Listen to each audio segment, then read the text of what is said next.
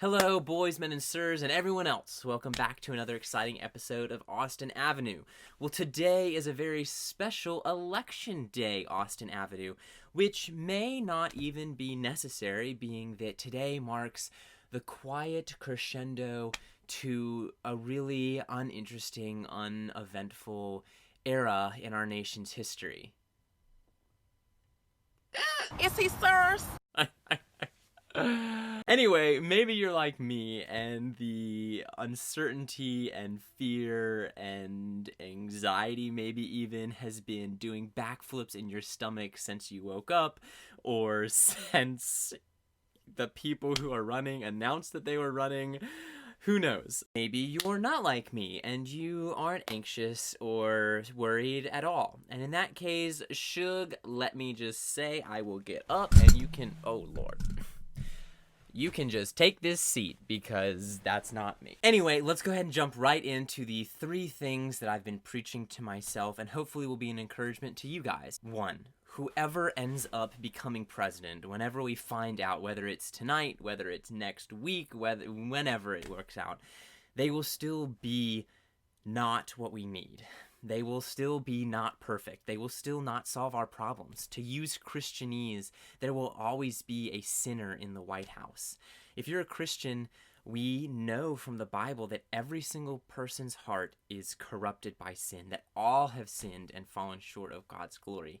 So no matter who wins, there will be a sinner in the White House. There will be someone who's not perfect running this country alongside our 2 other branches. Thing number 2 I've been preaching to myself is that everyone votes for a reason. Everyone has had a life experience that has brought them to the place where they voted for who they voted for. I may not, and oftentimes don't, agree with the reasons that they cite, and I certainly am a big proponent of healthy debate, even for the sake of convincing other people that their belief is not something that they should use to vote. But there has to be a understanding that everyone's experience, everyone's life has brought them to a point where they made a logical choice in their own mind to vote for who they voted for across the board, from the top all the way down to the local seats. And that, leaning into that truth and that reality, takes empathy. And that's something that I believe as a Christian I don't just have lying around inside of me, that's something I have to ask for from the Father. But it's a spiky truth, and yet God wants us to lean into it. Thing number 3, and this really does apply almost solely to those who would identify as born-again believers, as Christians, as Christ followers, and that is our God is big. If what the Bible claims about God is true, then the times of testing and in the wilderness and in the valley, those are when God often makes his presence most known. And isn't that what being a Christian is really all about? Isn't that what our life's purpose is as believers, is to dive deep into the presence and to the heart of God? And so therefore we can get kind of excited. We can look forward to the uncertainty and the challenge as a time where God's presence will be known because we can reach out towards him. Those are my 3 things. I really do hope from the bottom of my heart that they were an encouragement to you.